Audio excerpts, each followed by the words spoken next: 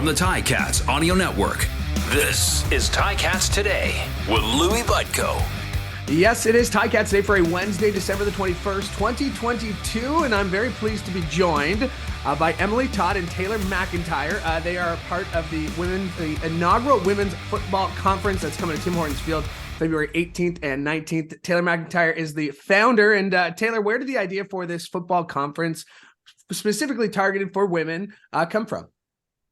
Hi, Louie. Well, thanks so much for the opportunity today. The idea really started up after I got back from the CFL Women in Football program. I was out with the Winnipeg Blue Bombers for 4 weeks there. And when I got back, I received a lot of messages about, from women and other gender minorities. How do I get involved with football? It's my dream to become a football coach. What do I do? How do I start? Who do I talk to?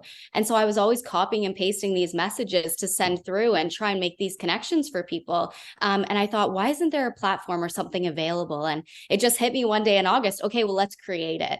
And so super excited to bring Emily on board and really share that vision with her and help her contribute so that we can bring this event to life. Emily, Todd is the conference coordinator. And Emily, how did you get involved? Obviously, Taylor said she reached out to you, but what caught your eye about this?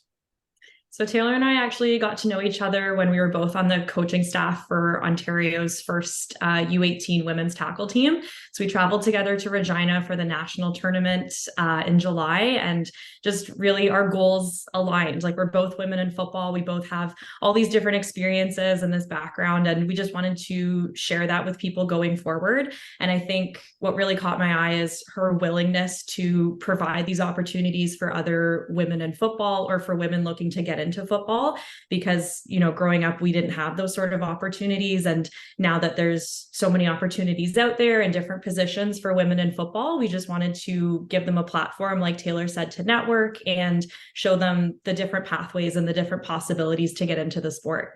Now, Taylor, what will the conference consist of? What will the 2 days look like?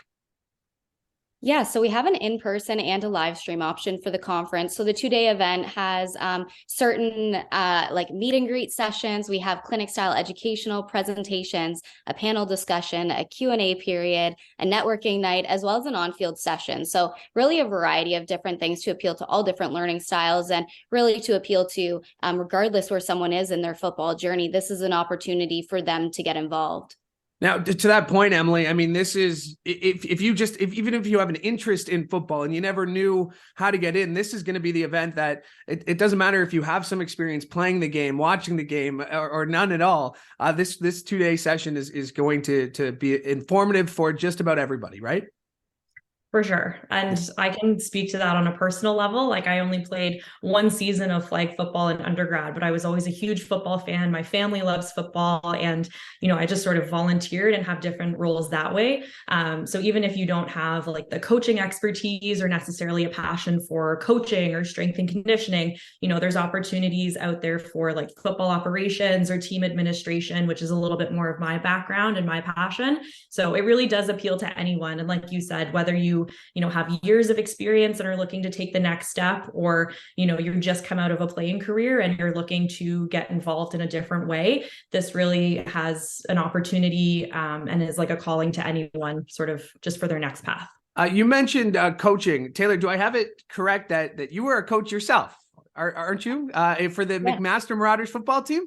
I am. Yes. I just finished my second season with the Marauders. So, it's been an amazing experience so far. And as Emily mentioned, I also coach for Team Ontario as well. And we have a new women's league coming to Ontario, the OWFL. So I'm the head coach and offensive coordinator for the Guelph Junior Griffins as well.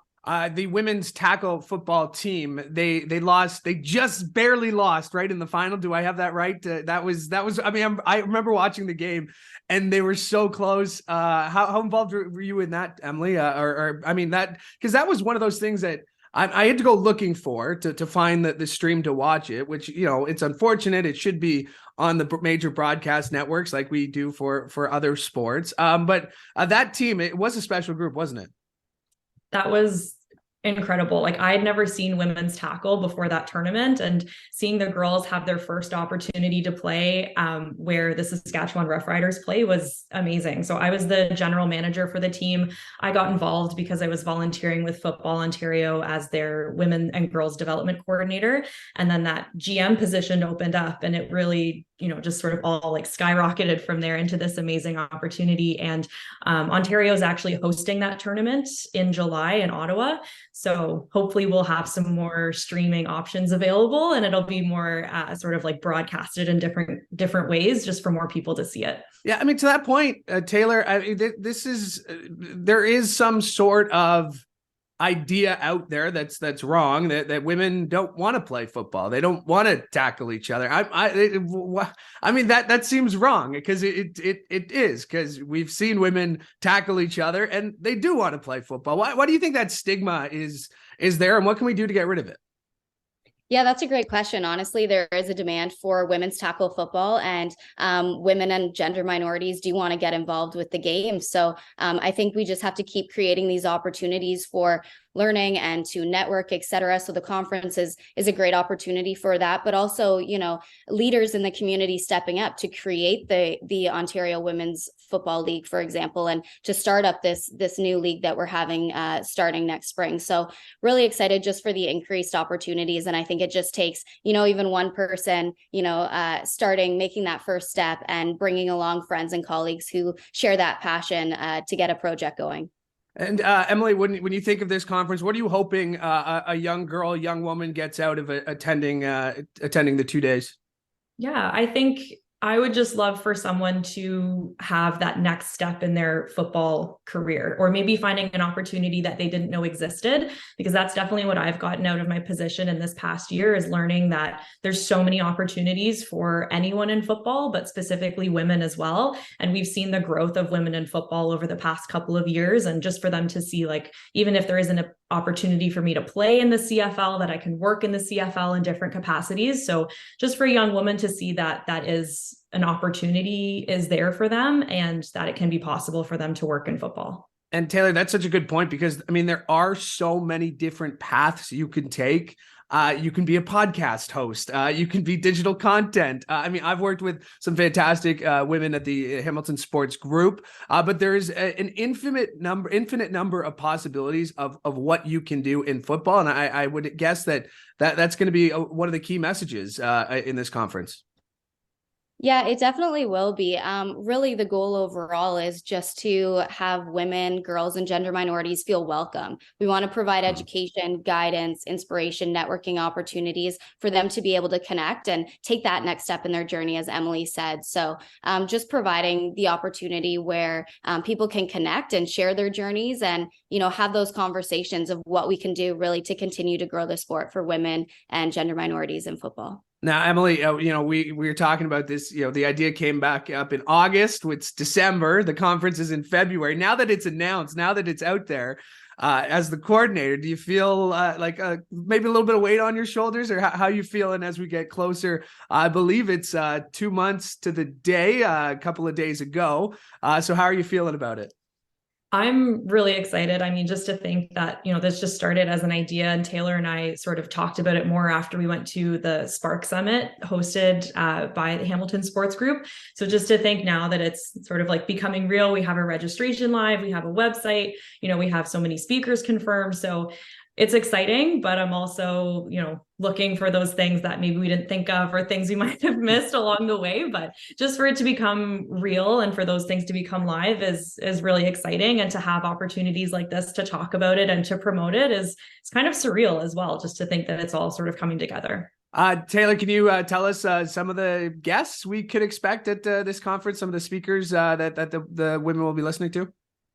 Yes, of course. So we've got a wide range of speakers. A lot of them are women in football, but it's also important to have allies in football along this journey. So we have some male leaders for women's football as well. So we have Coach Mark Ouellette, who is the head coach of the Team Ontario U18 women's tackle team. He's also the programs director for the Cumberland Panthers and in charge of girls programming there in the Ottawa region. We have Alexia Tam, who is a safe sports specialist. So she'll be speaking about her expertise and talking about NCCP courses that, potential coaches should look at taking if they want to become a certified coach in Canada. We've got Coach John Parks, who's the offensive coordinator at McMaster. He's going to speak about mentorship and why it's so important to have a mentor in football and the importance of mentorship overall as you go through life. We've got a lot of really great speakers and super excited to announce that our keynote speaker was just confirmed. So Coach Tanya Walter from the BC Lions, she's the first full-time female coach in the CFL. She's going to be coming to Hamilton at Tim Hortons Field for the conference, and she will be our keynote speaker on the Saturday night. Very cool. It is the first annual women's football conference. It's happening February 18th and 19th. The website, womensfootballconference.com. And I do want to give you a shout. I mean, that logo, the logo you guys are working with, that blows me away. It's so clean, it's so crisp, and it definitely grabs your attention. This is a fantastic program. It's going to be a fantastic couple of days. I appreciate both of you guys for making some time, and I very much appreciate it. Thank you for the opportunity. Awesome. Thank you so much. My thanks to Taylor Macintyre and Emily Todd for joining me on today's show, and my thanks to you as well. We will be back on Friday to wrap up the year. Our final show of 2022 will be Friday, so hope you'll join us then. From all of us here at the Ticats Audio Network, I'm Louie Butko. Hoping you have a great day.